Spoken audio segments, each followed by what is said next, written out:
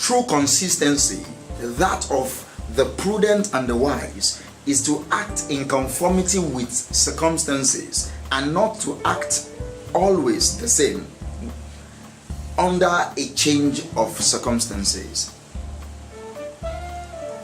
Today, I want us to talk about consistency. You've been hearing it over time. You're not consistent. Be consistent. Be consistent. Be consistent. But what I've discovered over time is that most times we are consistent in doing what is no more working.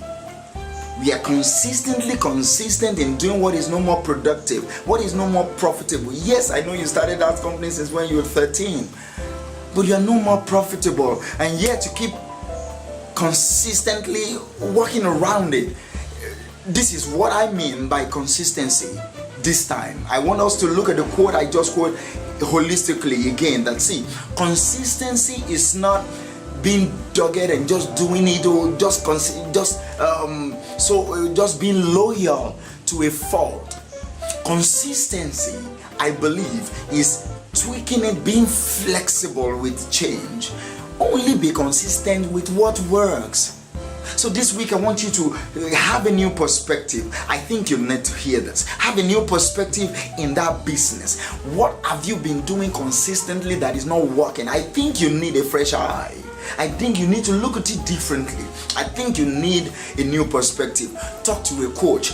Come on, call someone. Call your mentor, call your friends, call the staff meeting just for 5 minutes and brainstorm. Let them talk to you. Don't be too much of a boss that you don't listen. Don't be too much of a team lead that you cannot even be led.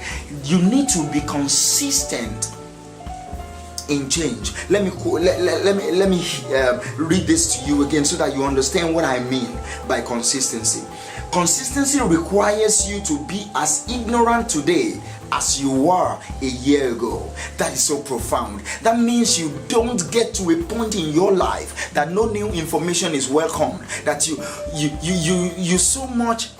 I love when people say you're a fool, you're stupid. I love it when you can own it and say maybe they see what I'm not saying. Maybe they are hearing what I'm not hearing. And you don't take it personal. You look at the learning out of it. If someone says I'm stupid, I buy another 2 books because I think maybe they saw a weakness that I'm not seeing. Because most time we look at ourselves in the mirror, we put pancakes and those foundations around our head and around our face, and yet we are not beautiful as we think we are.